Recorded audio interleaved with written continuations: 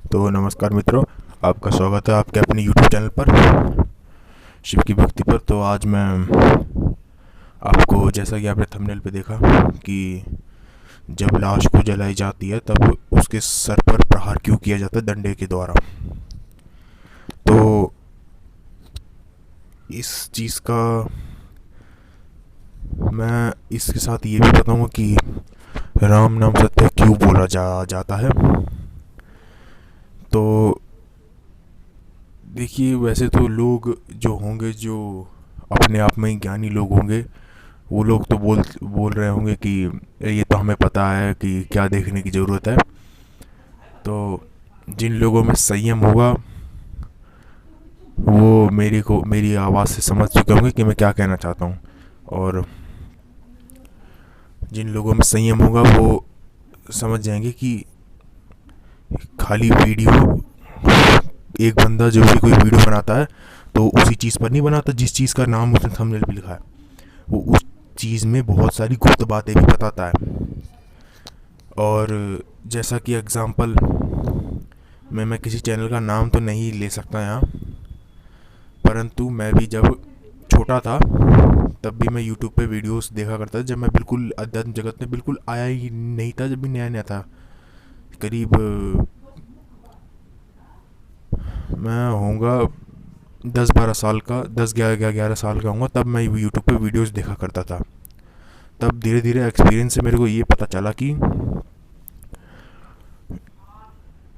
कभी मैंने जो यूट्यूब के थंबनेल्स को देखकर जिन वीडियो को मैंने रिजेक्ट करा था ना, वो वीडियो मेरे को आगे काम आई थी। और मैं खुद के एक्सपीरियंस आपको बता रहा हूँ, खुद के अनुभव से, कि मैं जिन वीडियोस को बेकार समझता था ना, वो वीडियो मेरे को आगे चल कर ना, जब मैंने देखी टाइम पास में, तब मेरे को अंदर से लगा कि भाई मैंने गलती करी थी इस वीडियो को रिजेक्ट करके। भाई इसमें सिर्फ उसने ये नहीं बताया कि जो उसने थंबनेल पे लिखा या फिर टाइटल में लिखा था, इसने बहुत अच्छी अच्छी और गुप्त बातें बताई हैं।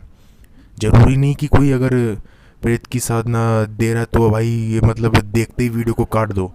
नहीं, अगर आप उस चैनल को जानते हो तो उस वीडियो को देखो। वो सिर्फ उस साधना के बारे में ही नहीं बताएगा, वो बहुत सारी गुप्त बातें बताएगा। कि अगर कोई प्रेत साधना डालता है तो वो सिर्फ ये नहीं बताएगा कि प्रेत कैसे सिद्ध करे, ये सब कैसे सिद्ध करे, डायरेक्ट नहीं बताएगा। वो बताएगा तो ये ज़रूर बताएगा जो उसने टाइटल बना रखा है, पर उसके साथ बहुत गुप्त बातें बताएगा। ठीक है। और ये चीज़ आप एक चीज़ से नोटिस कर सकते हो कि वो वीडियो कितनी लंबी है और टाइटल के हिसाब से वीडियो कितनी लंबी बन रही है। ठीक है। तो चलिए, फ़िलहाल देखिए, यहाँ भी ऐसा ही हो गया, मैं अपने टाइटल से भटक गया। तो मैं बताने वाला था कि सबसे पहले बताता हूँ मैं राम नाम सत्य क्यों बोला जाता है। देखिए, मृत्यु के पश्चात जो मृत्यु इंसान की होती है, तो जो लोग माया से जुड़े होते हैं, संसारी व्यक्ति जो होते हैं, उनके लिए पैसा कमाना, जीना सबसे ज़्यादा ज़रूरी होता है। ठीक है, वो भी एक जगह ठीक है। पर जो फालतू का पैसा जमा करते हैं, फालतू के अय्यासी करते हैं, तो वो गलत है। देखिए, अगर आपके सामने किसी की मृत्यु होती है तो अब आप जो बंदा सच में समझने वाला होगा ना, देखिए क्या होता है, प्रकृति हर कदम पर सीख देती है। जब भी कोई खास इवेंट हमारे साथ घटता है, फिर भले ही किसी की मृत्यु हुई, किसी का जन्म, और उसी के साथ वो पूरे पूरे जो उस इवेंट से रिलेटेड है, जिसने उसको देखा है, उसको बहुत बड़ी सीख प्रदान करती है। वो अलग बात है कि वो बंदा उस सीख को देख पा रहा है, समझ पा रहा है कि नहीं। आजकल तो बंदे ये भी नहीं समझते कि भाई कोई सीख मिल रही है क्या इससे। उनको तो बस देखने से मतलब है, वीडियो रिकॉर्ड कर लेते हैं बस। ऐसा नहीं है। अगर आपने कोई गलती भी की है ना, कोई भी गलती करी हो, फिर भले ही वो कुछ भी हो, ब्रह्मचर्य नाश हो या फिर कोई भी गलती हो, उस गलती से आपको बहुत बड़ा सीख मिलती है।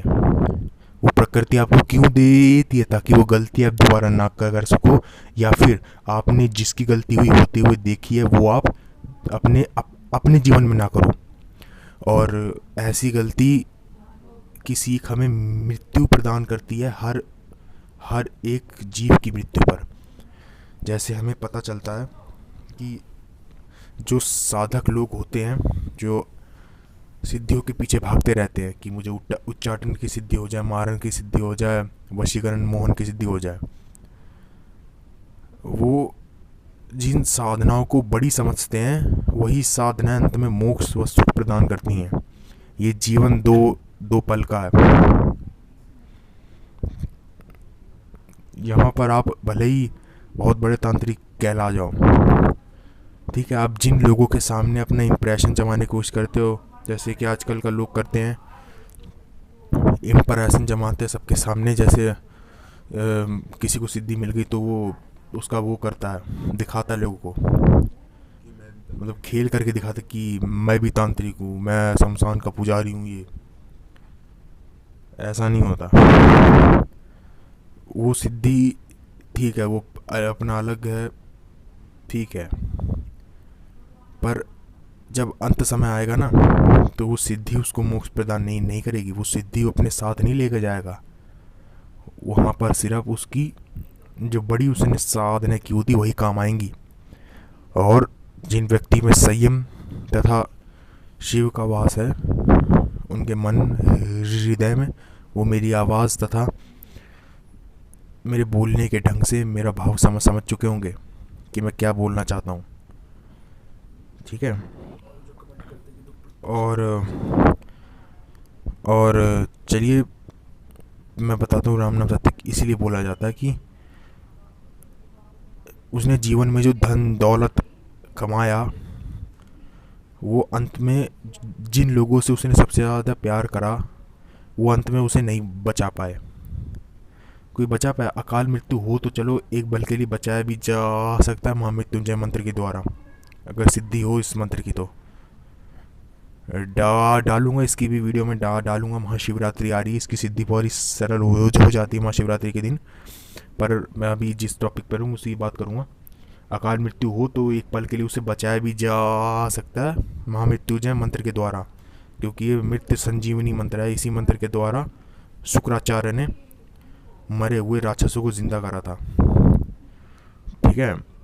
तो अगर काल की मृत्यु है ना, और अगर किसी जो साधक शिव का पुजारी होगा तथा उसे महामृत्युंजय मंत्र सिद्ध कर रखा होगा, तो वो उसको जिंदा नहीं करेगा। अगर वो ऐसे ही सबको जिंदा करता फिरता रह गया ना, तो उसकी सिद्धि काहे की भाई? तुम किसी को मरने ही नहीं दे रहे, ये क्या बात हो गई? तो महामृत्युंजय मंत्र की सिद्धि जिसको भी होती है ना, वो कभी उसको पहली बात पता चल जाता है कि ये इसकी काल की मृत्यु है, अकाल मृत्यु नहीं है। ये इसके भाग्य में अभी तक का जीवन लिखा था, तो उसको कभी नहीं बचाएगा। जिसके पास महामृत्युंजय मंत्र की सिद्धि होगी कभी नहीं बचाएगा, ठीक है। और अगर अकाल मृत्यु है, किसी प्रेत द्वारा मारा जा रहा है, या फिर किसी भी तरह जो घटना नहीं है, जो उसके जो अगर वो निर्दोष है तो बचा लेगा फिर उसको, वो होता है सच्चा घोरी तथा सच्चा साधक। और राम नाम सत्य भी इसीलिए बोला जाता है कि जो कहते हैं ना, एक कहावत आपने सुनी होगी, राम नाम की लूट मची है, लूट सके तो लूट, अंत समय पछताएगा जब प्राण जाएंगे छूट। यानी जो अगर ये आप किसी उसको ऐसे को बोलोगे जो अय्यासी करता घूमता है, पैसों के पीछे घूमता है, तो उसको मतलब नहीं समझ पाएगा। साधु इसका मतलब अवश्य बिल्कुल स्पष्ट रूप से समझता है कि जो माया वो कमा रहा है, जिस माया के द्वारा शरीर भी माया है तथा वो पैसा जो कमा रहा है वो भी माया है, वो अंत में उसके कोई काम नहीं आएगा। काम आएगी तो सिर्फ प्रभु की भक्ति और उसके पुण्य भी प्रभु की भक्ति से ही मिल जाता है, प्रभु की भक्ति। और मैं इस पर भी वीडियो बनाऊंगा कि हमेशा प्रभु का साधक दुखी क्यों रहता है। ज़्यादा देर तक वो दुखी नहीं रहता, कभी ज़्यादा देर तक दुखी नहीं रहेगा, ठीक है। ये बता दे, चलो वीडियो क्या बनाऊंगा इसी बता देता हूँ कि जो जिस व्यक्ति ने बुरे कर्म करे होते हैं ना, अगर उसको तलवार लगने वाली होती है ना, तो प्रभु उसके पाप को काट कर उसको सिर्फ चुभती है, और इसीलिए वो लोग रोते बोलते हमारे साथ ये क्यों हुआ, सुई लग गई हमको। पर वो ये नहीं जानते होते सत्य कि उनको उनकी मृत्यु तक हो सकती थी, पर प्रभु ने उनको बचाया है।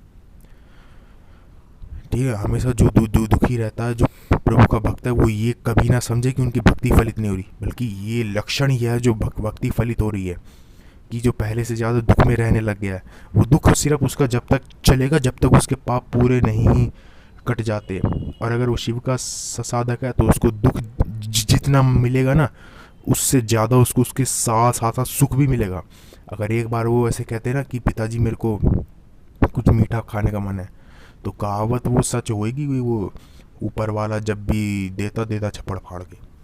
जो दिल से मांगता है ना, बाप अपनी बेटे की इच्छा हमेशा पूरी करता है।